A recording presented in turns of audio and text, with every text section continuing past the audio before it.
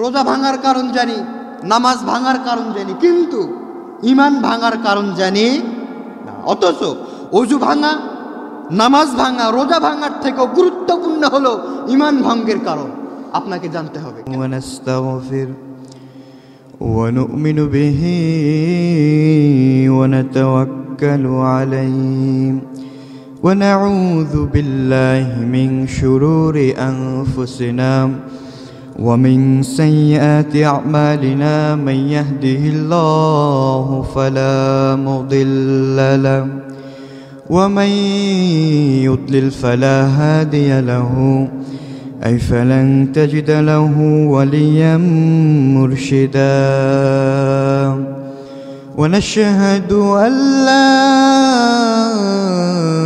إله إلا الله وحده لا شريك له هو الذي لا ضد له ولا ند له لا مثل له ولا مثيل له لا وزير له ولا كفيل له لا شبه له ولا شبيه له لا ولد له ولا والد له فهو الوحيد الفرد الصمد لم يلد ولم يولد ولم يكن له كفوا أحد ونشهد أن سيدنا ونبينا وبشيرنا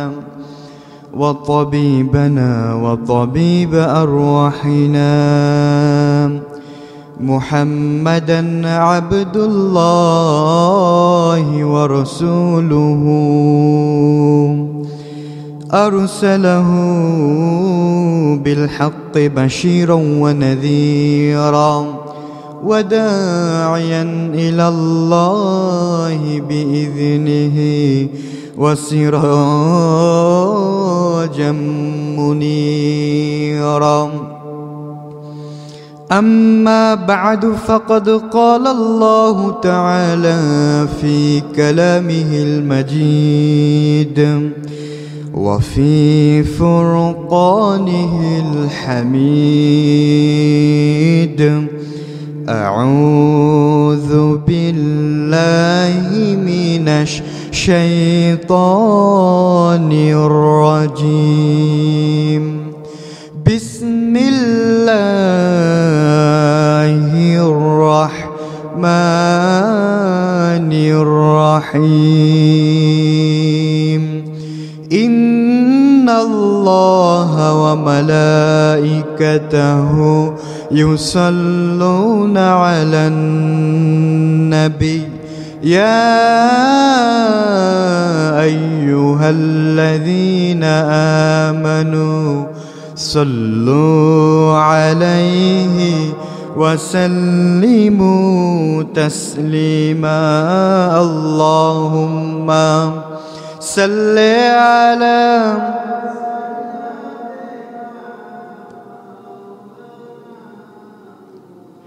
وعلى آل سيدنا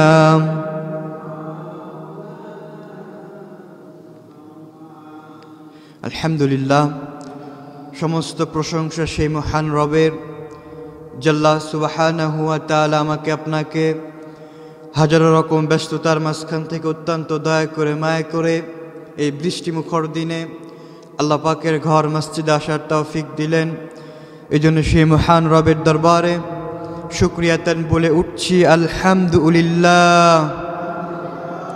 আর একটু জোরে বলছি আলহামদুলিল্লাহ। সবাই বলছি রব্বানা লাকাল হামদ হামদান কাসীরান তাইয়িবান মুবারাকান ফীহ। সম্মানিত হাজিরিন, আমরা আল্লাহ পাকের প্রশংসা আদায় করে নিলাম। সম্মানিত উপস্থিতি, আল্লাহ পাক মুসলমানদের জন্য করে সবচেয়ে গুরুত্বপূর্ণ বিষয়, মুসলমানদের জন্য সবচেয়ে গুরুত্বপূর্ণ এবং ফজিলতপূর্ণ বিষয় হলো মুসলমানের ঈমান। একজন মুসলমানকে তখনই মুসলমান বলা যাবে, অর্থাৎ একজন মানুষকে তখনই মুসলমান বলা যাবে যখন সে ইসলাম অর্থাৎ দিন অর্থাৎ ঈমানকে গ্রহণ করে নিবে। ঈমানকে গ্রহণ করার পরে একজন মানুষকে মুসলমান বলা যাবে। সমস্ত মানুষ কিন্তু মুসলমান নয়, সমস্ত মানুষ কিন্তু ঈমানদার মুমিন নয়। এজন্য যারা ঈমান গ্রহণ করে নিবে তাদেরকেই ঈমানদার বা মুসলমান মুসলিম বলা যাবে। সম্মানিত হাজিরিন, সম্মানিত উপস্থিতি, আল্লাহ পাক মানুষ সৃষ্টি করে তিনি বললেন, ইয়া আইয়ুহাল্লাযীনা আমানু আমিনু। প্রথমে আল্লাহ তাআলা বললেন, হে ঈমানদার বান্দারা শোনো। তারপর আল্লাহ তাআলা বললেন, হে ঈমানদার বান্দারা আমিনু, অর্থাৎ ঈমানদার বান্দাদেরকে আল্লাহ পাক ডাক দিয়ে বলছেন আমিনু, অর্থাৎ ঈমান আনো। এখানে কথাটা একটু কন্ট্রাডিকশন। কেন? আল্লাহ পাক প্রথমেই ঈমানদারদেরকে ডাক দিচ্ছেন, বলছেন ইয়া আইয়ুহাল্লাযীনা আমানু, অর্থাৎ হে ঈমানদার বান্দারা আমিনু, অর্থাৎ আল্লাহ তাআলা বলছেন আমিনু, ঈমান আনো। কেমন করে ঈমান আনবে? আমিনু, যেমন করে ঈমান আনলে ঈমান আনা হয়। অর্থাৎ ঈমান আনার পরেও যদি কেউ কুফরি করে, যদি কেউ কাফের হয়ে যায়, ঈমানটা তার বিচ্যুতি হয়ে যায়, আল্লাহ তাআলা তাদেরকে বলছেন ইয়া আইয়ুহাল্লাযীনা আমানু আমিনু, ঈমান আনো। আরেক জায়গায় আল্লাহ তাআলা বলছেন ঈমানদার হওয়ার পরেও যদি তোমাদের ঈমানটা চলে যায়, ঈমানটা ভঙ্গ হয়ে যায়, ঈমানটা শেষ হয়ে যায়, সুম্মা আমানু সুম্মা কাফারু সুম্মা আমানু, ঈমানটা ভঙ্গ হয়ে গেছে ঈমান আনো, কাফের হয়ে গেছো আবার ঈমান আনো। তার মানে এখান থেকে বোঝা যায় ঈমানটা চলে গেলে, ঈমানটা হেরে গেলে, ঈমানটা হারিয়ে গেলে, ভেঙে গেলে, মূল কথা ঈমান যদি আমার থেকে চলে যায়, তাহলে আল্লাহ তাআলা এখানে বুঝাচ্ছেন যে সুযোগ আছে, ঈমান চলে গেলে আরেকবার ঈমান আনতে পারবে। সম্মানিত হাজিরিন, তাহলে ঈমান এমন একটি জিনিস যেটা চলে যায়, যেটা ভেঙে যায়। আমরা ঈমান ভেঙে যায় এই বিষয়ে আজকে জুমার সংক্ষিপ্ত সময়ে কিছু আলোচনা শুনবো ইনশাআল্লাহ। সম্মানিত হাজিরিন, ঈমান শব্দের অর্থ হলো বিশ্বাস স্থাপন করা, নির্ভর করা, স্বীকৃতি দেয়া, আস্থা পোষণ করা। কার উপরে? সবাই বলেন কার উপরে? আল্লাহর উপরে। আল্লাহ রাব্বুল আলামিন বলছেন বান্দারে ঈমানটা আনবে। কার উপর ঈমানটা আনবে, কেমন করে ঈমানটা আনবে, আমি রব্বুল আলামিন তোমাদেরকে জানিয়ে দিচ্ছি। আল্লাহ রাব্বুল আলামিন কোরআনুল কারীমের 2 নম্বর সূরা সূরাতুল বাকারার 285 নম্বর আয়াতের ভিতরে রব্বুল আলামিন সুন্দর করে বলে দিচ্ছেন। আল্লাহ রাব্বুল আলামিন বলেন, আমানার রাসূলু বিমা উনজিলা ইলাইহি মির রাব্বিহি ওয়াল মুমিনুন কুল্লুন আমানা বিল্লাহি ওয়া মালাইকাতিহি ওয়া কুতুবিহি ওয়া রুসুলিহি লা নুফাররিকু বাইনা আহাদিম মির রুসুলিহি ওয়া ক্বালু সামি'না ওয়া আতা'না গুফরানাকা রব্বানা ওয়া ইলাইকাল মাসির। চিৎকার করে বলেন আল্লাহু আকবার। আল্লাহ রাব্বুল আলামিন বলছেন বান্দারে শোনো, আমানার রাসূলু বিমা উনজিলা ইলাইহি মির রাব্বিহি ওয়াল মুমিনুন, রাসূল যা রাসূলের উপরে যা নাজিল হয়েছে রাসূল নিজেও তা বিশ্বাস করে, আর যারা মুমিন হবে রাসূলের প্রতি যা নাজিল হয়েছে সমস্ত কিছুকেই সে মুমিন বিশ্বাস করে নেবে। পড়েন সুবহানাল্লাহ। তাহলে এখানে আল্লাহ তাআলা এই আয়াতের প্রথম অংশ বলছেন আমার রাসূলের উপরে যা নাজিল হয়েছে তা আমার রাসূল বিশ্বাস করে, আর যারা মুমিন ঈমানদার তারাও রাসূলের উপরে যা নাজিল হয়েছে এক কথায় সামি'না ওয়া আতা'না, অর্থাৎ শুনলাম মেনে নিলাম। সুবহানাল্লাহ। মুমিনদের গুণাবলী হবে রাসূল যা বলেছে দ্বিমত পোষণ করবে না, শুনলাম মানলাম। আর কাফিরদের দৃষ্টান্ত হলো সামি'না ওয়া সা'না, অর্থাৎ সামি'না ওয়া সা'না অর্থাৎ আল্লাহ যা বলেছে, রসুল যা আমাদেরকে শুনিয়েছে, শুনলাম কিন্তু মানলাম না। আর আমাদের বৈশিষ্ট্য হলো, মুমিনদের বৈশিষ্ট্য হলো সামি'না ওয়া আতা'না, অর্থাৎ শুনলাম সঙ্গে সঙ্গে বিশ্বাস করে নিলাম। সুবহানাল্লাহ। মুমিনরা কখনো দ্বিমত পোষণ করবে না। সেজন্য আল্লাহ তাআলা বলছে আমানার রাসূলু বিমা উনজিলা ইলাইহি মির রাব্বিহি ওয়াল মুমিনুন, আমার রসুলের উপরে যা নাজিল হয়েছে রসুল নিজেও বিশ্বাস করে এবং যারা মুমিন ইমানদার তারাও বিশ্বাস করে। তারপরে আল্লাহ তাআলা বলছেন, আল্লাহ রাব্বুল আলামিন তারপরে বলছেন, তোমরা কেমন করে ইমানটা আনবা শোনো, তোমরা যদি আমি আল্লাহর প্রতি ইমান আনো। কেউ যদি মনে করে আল্লাহর প্রতি ইমান আনলাম, রসুলের প্রতি ইমান আনলাম না, না তা হবে না। আবার কেউ যদি মনে করে আল্লাহকে মানলাম, রসুলকে মানলাম, কিতাবকে মানলাম না, না তাও হবে না। আবার কেউ যদি বলে আল্লাহকে মানলাম, রসুলকে মানলাম, কিতাবকে মানলাম, ফেরেশতাদেরকে মানলাম না, না তাও হবে না। আবার যদি কেউ বলে ফেরেশতা মানলাম, কিতাব মানলাম, রসুল মানলাম, আল্লাহ মানলাম, আখিরাতকে মানলাম না, না তাও হবে না। আপনি একটা ছেড়ে একটা গ্রহণ করবেন, একটা ছেড়ে একটা গ্রহণ করার নাম ঈমান নয়, বরং আল্লাহ পাক যেগুলো নাজিল করেছে সমস্ত কিছুর উপরে ঈমান আনার, বিশ্বাস করার নাম হলো ঈমান। আপনি একটা ছেড়ে দিয়ে একটা ধরবেন, একটা ছেড়ে দিয়ে একটা বিশ্বাস করবেন না, তা হবে না। আল্লাহ তাআলা বলছেন কুল্লুন আমানা বিল্লাহ, সমস্ত কিছুর উপর ঈমান আনতে হবে।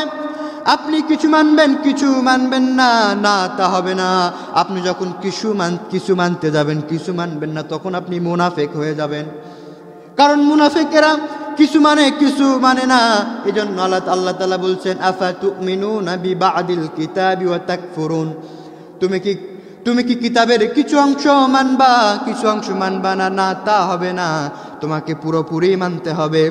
অন্য জায়গায় আল্লাহ তাআলা বলছেন ইয়া আইয়ুহাল্লাযীনা আমানু উদখুলু ফিস সিলমি কাফা ওয়া লা তাত্তাবিউ খুতুওয়াতিশ শাইতান। আল্লাহ রাব্বুল আলামিন বলছেন, ঈমানদাররা তোমরা আংশিকভাবে ইসলামে গ্রহণ করো না, উদখুলু ফিস সিলমি কাফা, তোমরা পরিপূর্ণভাবে ইসলামে গ্রহণ করে নাও, পরিপূর্ণভাবে ইসলামে দাখিল হয়ে নাও। পড়েন সুবহানাল্লাহ।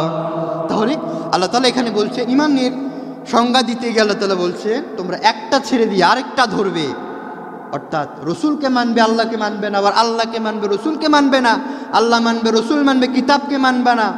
একটা ছেড়ে দিয়ে আরেকটা ধরবা না, তা হবে না। কি করতে হবে? কুল্লুন আমানা বিল্লাহ, আল্লাহর সমস্ত কিছুর উপরে ঈমান আনতে হবে। এই কথাটা কার? আল্লাহর। সম্মানিত হাজির, তাহলে ঈমান যদি আমরা আনতে চাই তাহলে প্রত্যেকটা বিষয়ের প্রতি ঈমান আনতে হবে, যে বিষয়গুলি আল্লাহ রাব্বুল আলামিন আমাদেরকে ঈমান আনতে বলেছেন। সম্মানিত হাজিরিন, সম্মানিত উপস্থিতি, এই ঈমান একজন মুমিনের অন্তরে আসার পরে সেই তো তখন ঈমানদার হবে। কিন্তু ঈমানটা আসার পরে, ঈমানটা অর্জন করার পরে এই ঈমানটা কিন্তু ভেঙে যায়, ঈমানটা কিন্তু ভেঙে যায়, ঈমানটা চলে যায়। আমরা অনেকেই অজু ভাঙার কারণ জানি, রোজা ভাঙার কারণ জানি, নামাজ ভাঙার কারণ জানি, কিন্তু ঈমান ভাঙার কারণ জানি না। অথচ অজু ভাঙা, নামাজ ভাঙা, রোজা ভাঙার থেকেও গুরুত্বপূর্ণ হলো ঈমান ভঙ্গের কারণ। আপনাকে জানতে হবে কেন।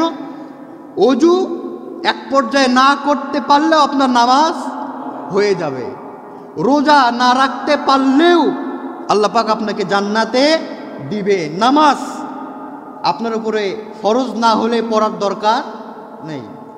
তার মানে এখানে বোঝা যায় নামাজ কিছু কিছু সময়ের জন্য মাফ আছে। কিন্তু ঈমান যদি কারো অন্তর থেকে চলে যায়, ঈমান যদি দূর হয়ে যায়, ঈমান ভেঙে যায়, তার কোনো আমল আল্লাহর দরবারে কবুল হবে না।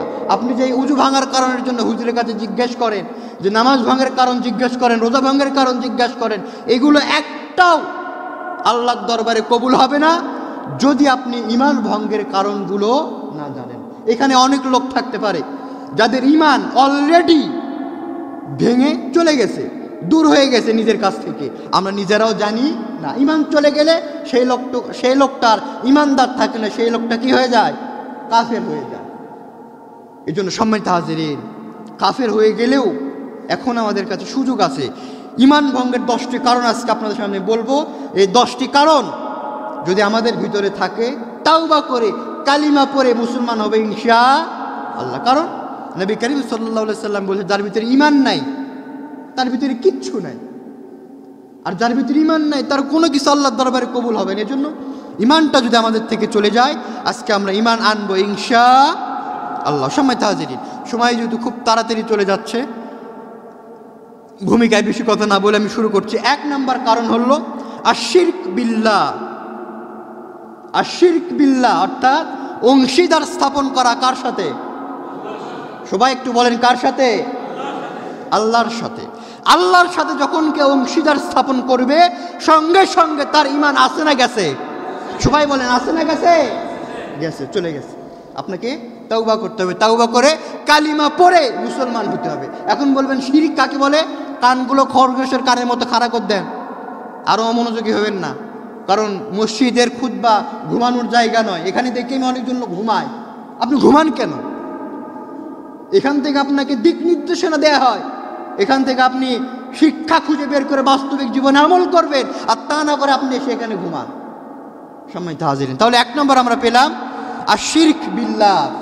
শিরক করা কার সাথে? আল্লাহর সাথে। শিরক কাকে বলে? শিরকের সংজ্ঞা দিলে আপনারা কেউ রাগ করবেন না তো?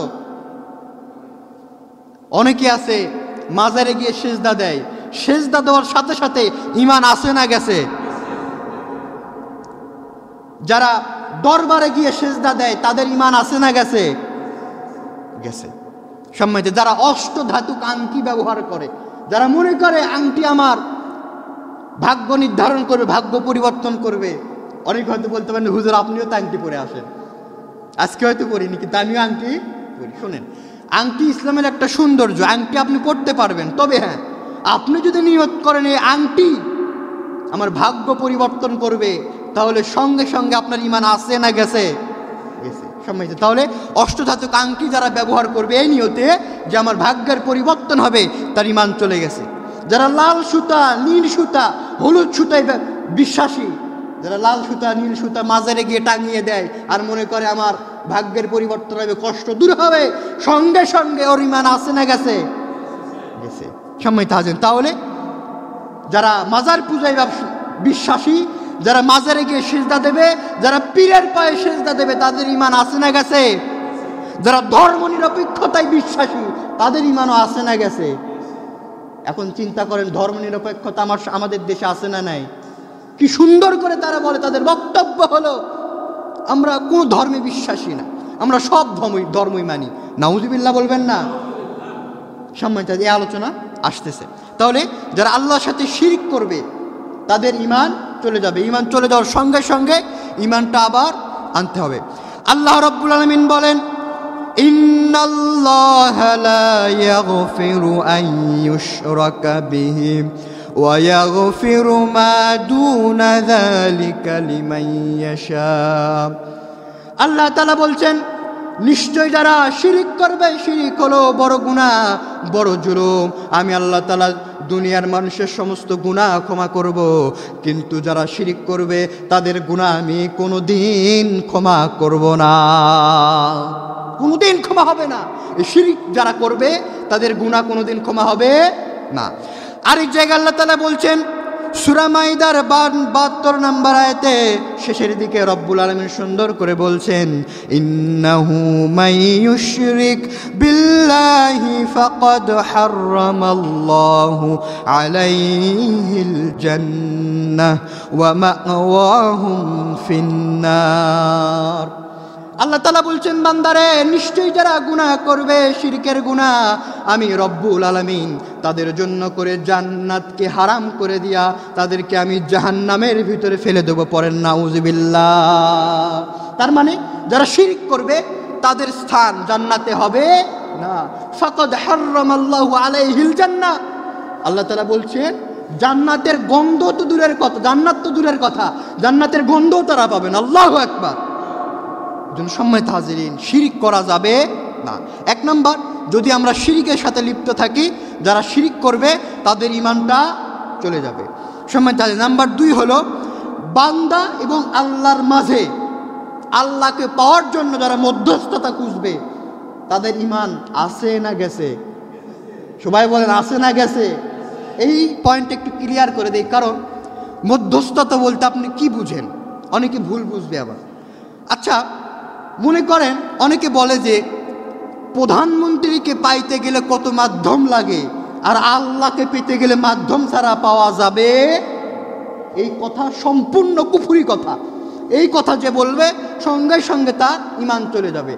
একটা ঘটনা বলি, প্রধানমন্ত্রী কেন, আমাদের প্রধানমন্ত্রী তো সামান্যই বাংলাদেশ শাসন করে। এই বাংলাদেশ কতটুকু? আর অর্ধজাহানের খলিফা ওমরে ফারুক রাদিয়াল্লাহু তাআলা আনহু খিজুরের পাতার উপরে শুয়ে আছে। অন্যান্য দেশ থেকে, পারস্য থেকে রাষ্ট্রদূত এসেছে, এসে তার সঙ্গী সাথীদেরকে বলতেছে, তোমাদের অর্ধজাহানের খলিফা ওমর রাদিয়াল্লাহু তাআলা আনহু কোথায়, প্রেসিডেন্ট কোথায়? লোকজন বলতেছে, দেখেন হয়তো কোথাও কোনো গাছের নিচে বসে থেকে আরাম ফরমাচ্ছে। লোকগুলো তো অবাক হয়ে গেছে যে অর্ধজাহানের খলিফা গাছের নিচে তাক পাওয়া যাবে, আর আমাদের একটা দেশের একটা রাষ্ট্রের প্রেসিডেন্টকে কত প্রোটোকল দিয়ে রাখি, তাও মাঝে মাঝে গুলি মারে, হত্যার চেষ্টা করে। আর অর্ধজাহানের খলিফা সে গাছের নিচে ঘুমায় কেমন? তার একজনকে জিজ্ঞেস করছে, তাকে বললা হলো তোমাদের প্রেসিডেন্ট কোথায়? সেও বলল, হয়তো দেখেন কোনো খেজুরের চাটাইয়ের উপরে ঘুমাচ্ছে। কোথায়? অমুক জায়গায়। চলে গেল সেই জায়গায়, গিয়ে দেখে খেজুরের চাটাইয়ের উপরে হাতটা এরকম করে দিয়ে ঘুম পাড়তেছে, আরাম ফরমাচ্ছে।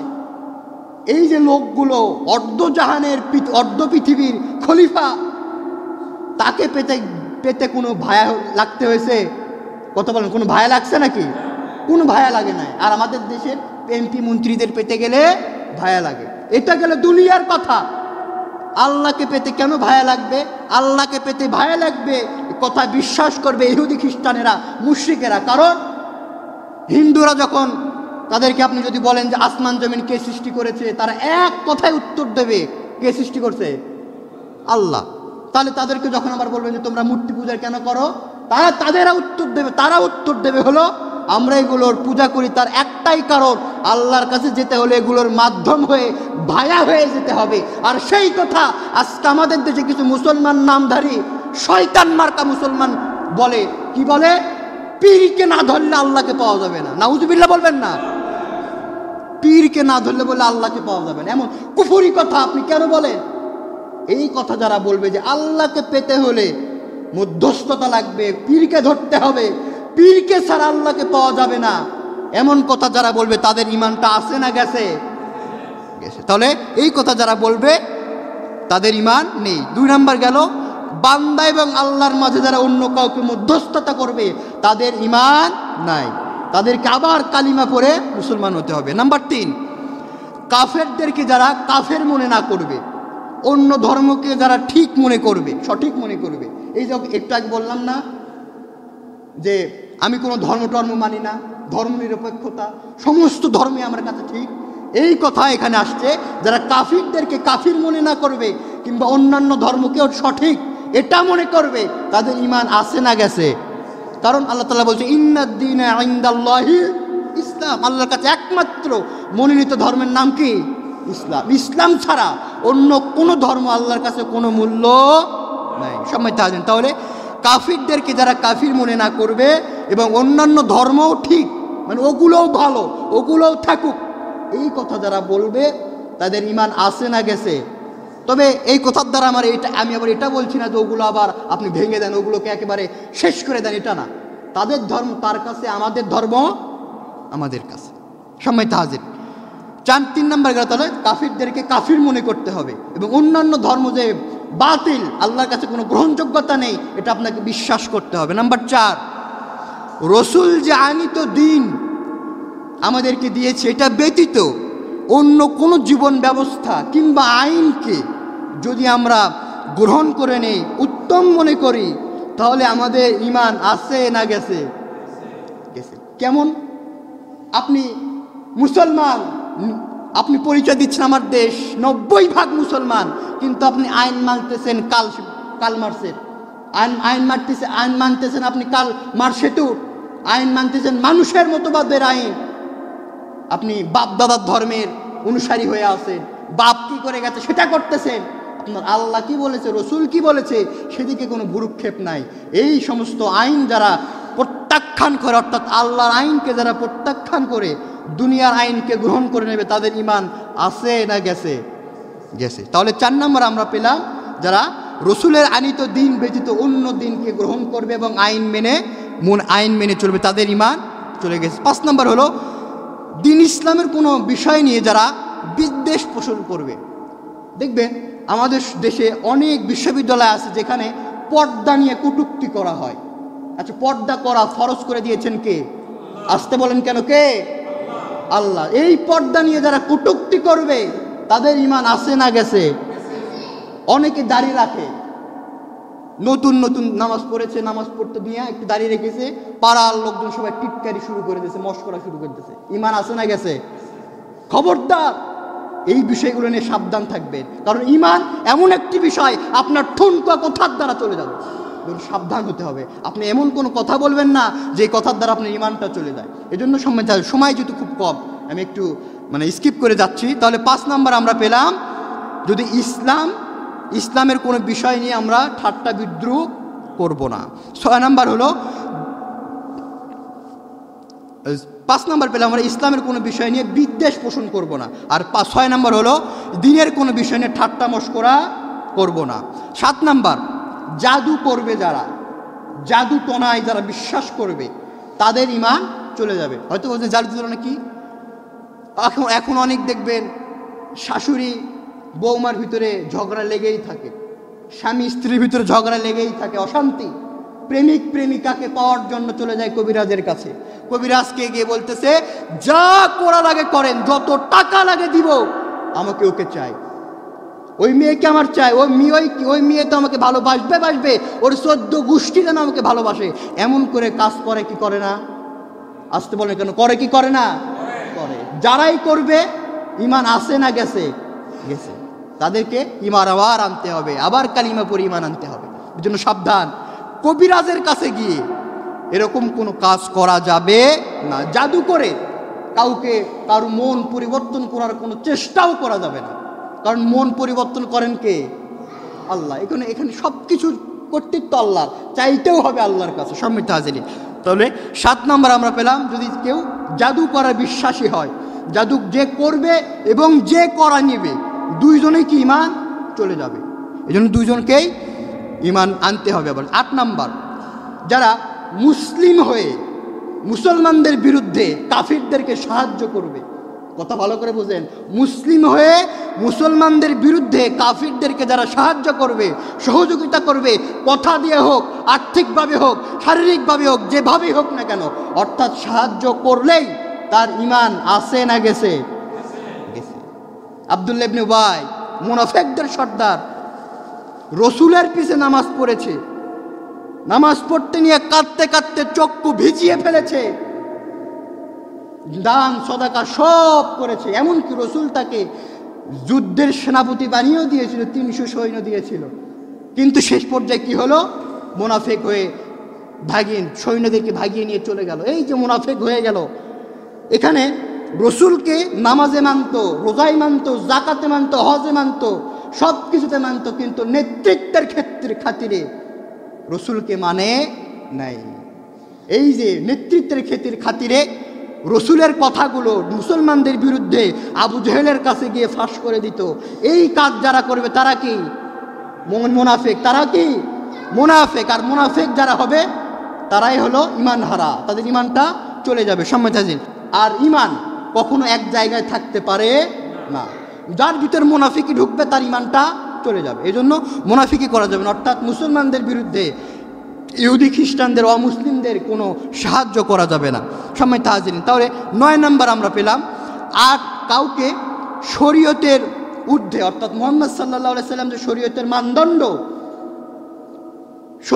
মানদণ্ড মুহাম্মদ সাল্লাল্লাহু আলাইহি সাল্লামের ঊর্ধ্বে কাউকে মনে করা যাবে না। আপনি মহাত্মা গান্ধী ভালো মানুষ, নিঃসন্দেহে সে ভালো মানুষ, ভালো কাজ করেছে, কিন্তু তাকে আপনি জীবন আদর্শ হিসেবে গ্রহণ করবেন তা কখনো হতে পারে না। একজন মুসলমান হিসেবে অবশ্যই আপনাকে মুহাম্মদ সাল্লাল্লাহু আলাইহি সাল্লামকে জীবন আদর্শ হিসেবে গ্রহণ করে নিতে হবে। 10 নম্বর হলো আল্লাহর মনোনীত দিন ইসলাম থেকে মুখ ফিরিয়ে নেওয়া যাবে না। মুখ ফিরিয়ে নেওয়া বলতে আপনার সামনে যখন কোরআন থেকে একটা আদেশ করা হবে, আপনি অবজ্ঞা করে যদি আপনি মনে করেন না এটা না মানলেও কিছু হবে না, এরকম করে অবজ্ঞা করে যদি মুখ ফিরিয়ে নেন, সঙ্গে সঙ্গে আপনার ঈমান চলে যাবে। আপনি মানতে পারেন না সেটা আলাদা কথা, কিন্তু অবজ্ঞা করা যাবে না। মানতে পারেন না নিজের ব্যর্থতা, কিন্তু আল্লাহর কোনো আয়াতকে, আল্লাহর কোনো ধর্ম, আল্লাহর কোনো বিষয়কে নিয়ে অবজ্ঞা করে যাওয়া যাবে না। সম্মানিত, তাহলে আমরা 10টি পয়েন্ট পেলাম। এই 10টি পয়েন্ট যদি তার অন্তরের ভিতরে থাকে, তার ঈমান আছে না গেছে?